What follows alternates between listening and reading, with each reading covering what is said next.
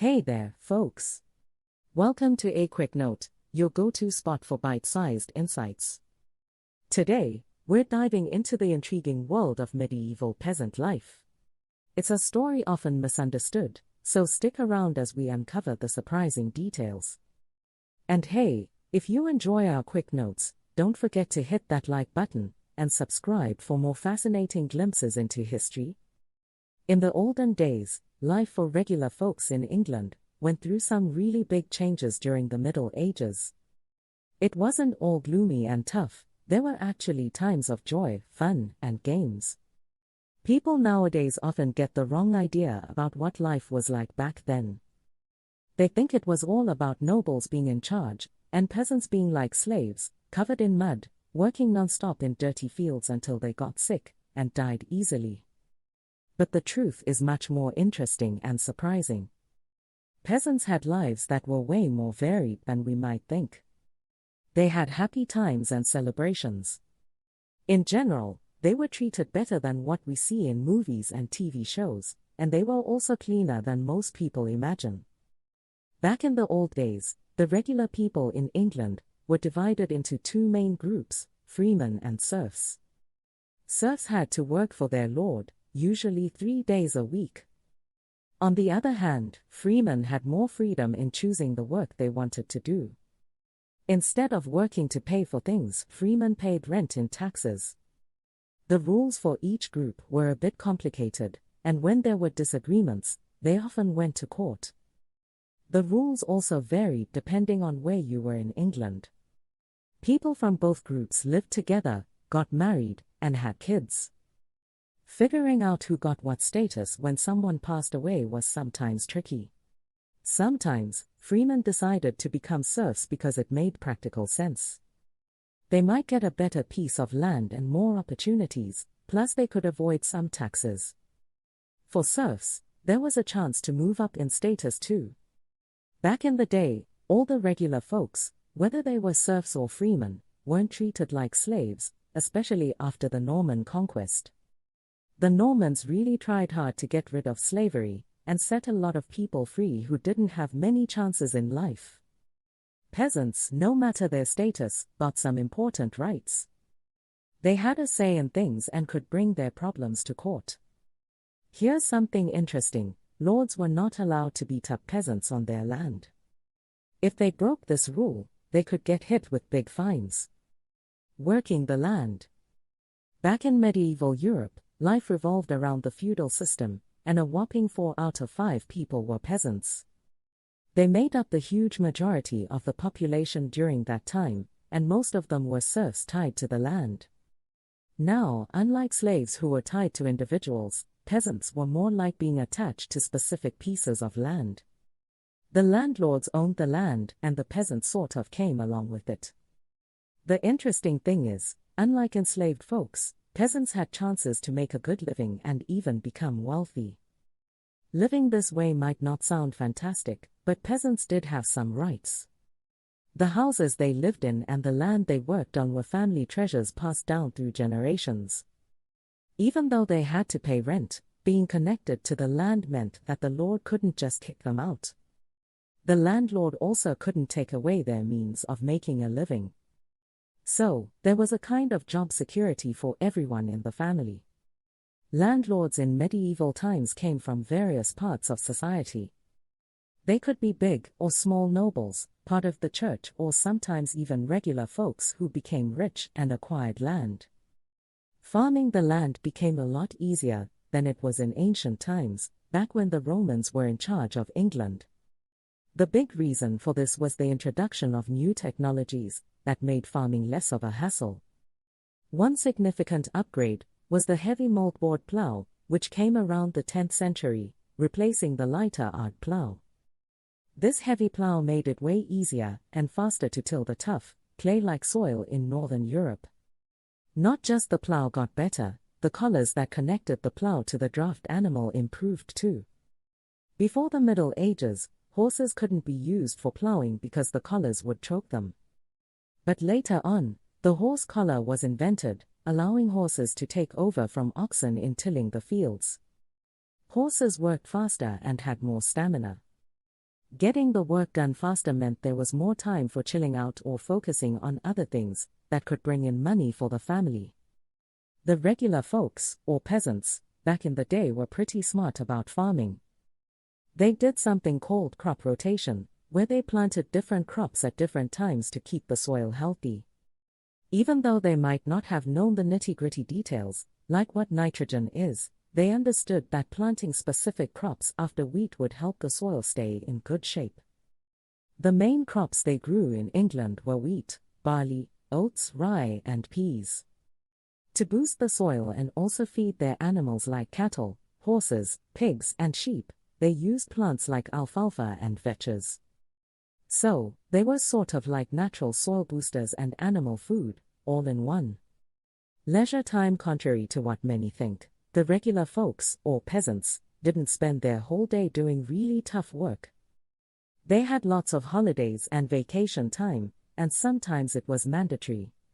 When wages were high and harvests were good, peasants might only have to work around 150 days a year. Apart from the must-have Sundays off, they also got time off for religious holidays and feast days. In some places, events like weddings, births, and funerals could also mean a break, and most landlords were pretty generous. They even got days off when entertainers like minstrels, mummers, fairs, and plays were happening in town. The pace of work was pretty chill, and peasants worked way fewer hours in a day compared to modern workers.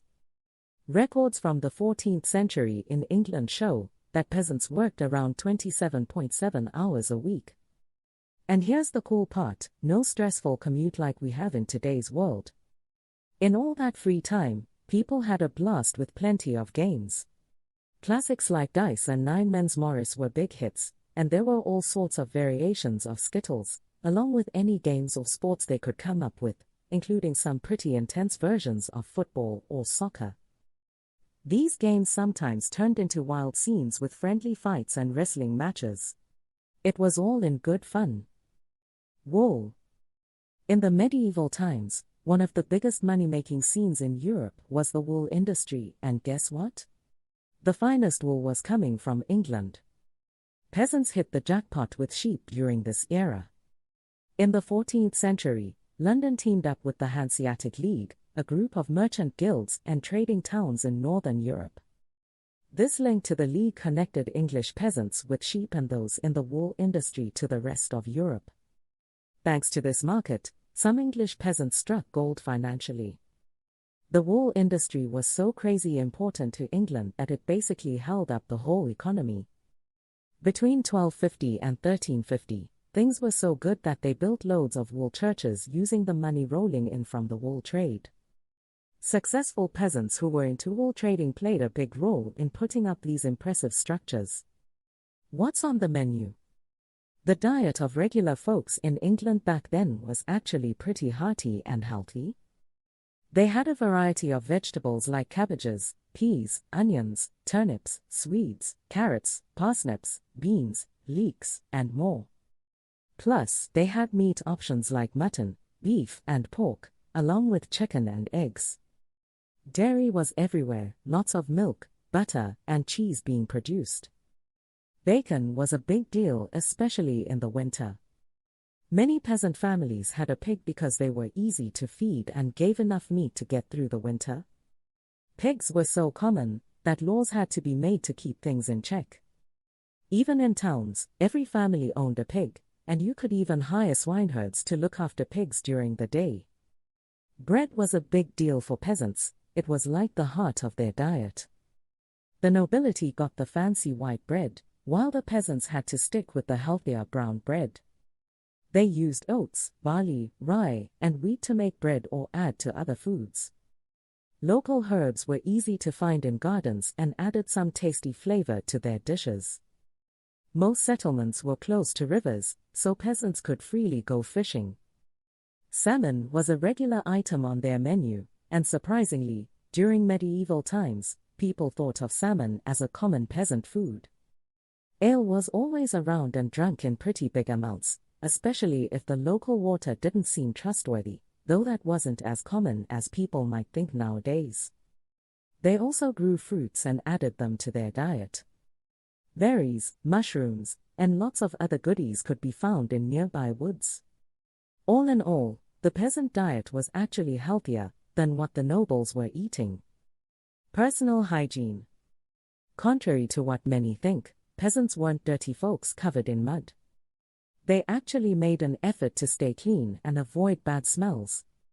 In the medieval era, people believed diseases came from miasma, which was thought to be transmitted through bad odors, especially through breath. So, even for peasants, keeping their mouths smelling good was a top priority. Believe it or not, peasants took care of their teeth, and you could argue they had better dental hygiene than some people in England today. They didn't have toothpaste, and toothbrushes were fancy and expensive. Peasants had to make do with what they had, like a twig from a tree, often hazel, which was all over England. Chewing the twig exposed fibers that worked as a toothbrush. They added salt for scrubbing and a clove to freshen their breath. For cleaning their bodies, peasants mixed animal fat and wood ash to make a great soap. They could throw in plants like sage and thyme to make it smell nice. As a last resort, ash mixed with a bit of water could work as a degreaser, but it was corrosive, so they had to be quick to avoid burns. Travel.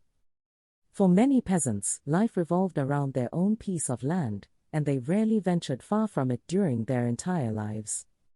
But for others, travel was a regular part of life.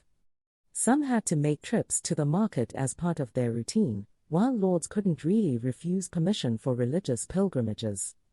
When peasants did travel, it was usually on foot, a slow but relaxed way to enjoy the scenery and the social side of traveling. If they wanted to leave the land they were tied to, peasants usually needed permission from the landlord, although this rule wasn't strictly enforced.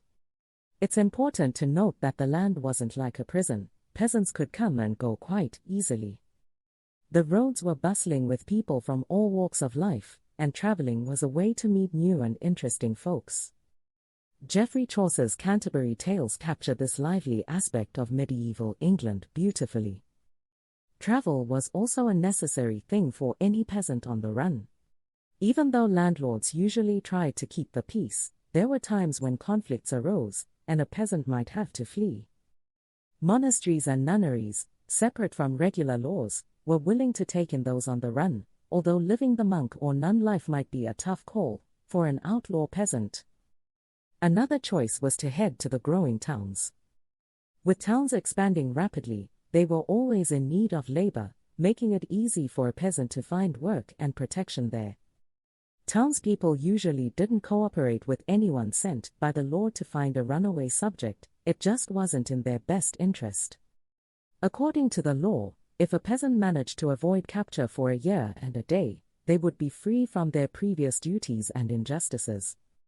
Times have changed a lot, and so have our perspectives on life.